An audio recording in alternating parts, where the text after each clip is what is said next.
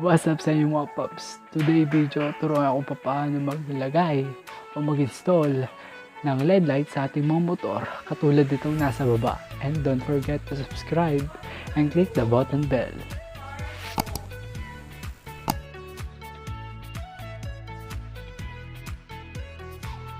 Mga paps, today turuan ko na kayo kung paano maglagay ng LED light sa ating mga motor katulad ditong gagawin ko. Ito Paps, tanggalin muna natin yung flarings na sinasabi. Pero hindi ko matanggal. Bakit kaya?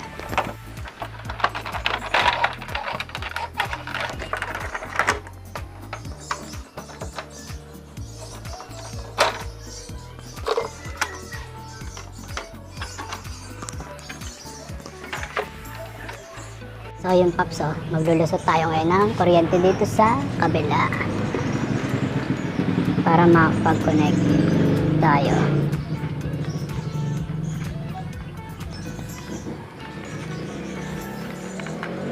Yan, ano na tayo. Dito naman tayo sa kabila. Yan. So, connect natin, lusot natin ulit dito. Yan.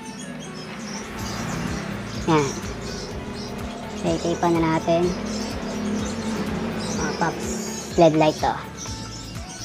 Yeah, don't forget to subscribe and click the button bell para updated kayo sa mga videos natin tulad ng iba. Yan, titapan natin. Let's go. Ito naman tayo sa kabila. Yan. Lalagay din tayo dito. Yan. Connect natin dito. Putulan natin siya.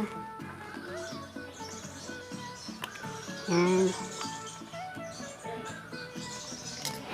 Mga Paps, update ko na lang kayo. Okay.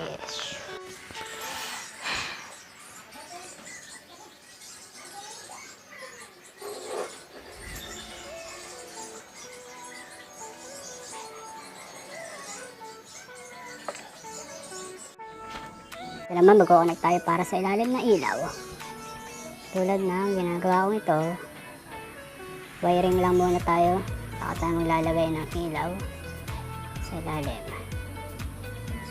Pasensya na sa magulo kong video at medyo sobrang init. Sobrang init. So, yung Paps, meron na ako dito isang wire na papuntang ignition switch kung saan patay kung gusto na direct ng buhayin o hindi. Pero may switch ako para patay buhay din dito pag ayaw mo buhayin kapag naandar yung motor. Kaya lagay na natin.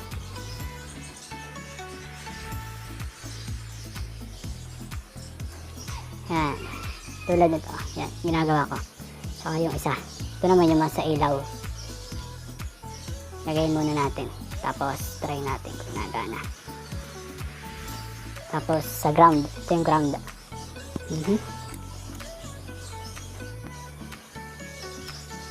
Try natin.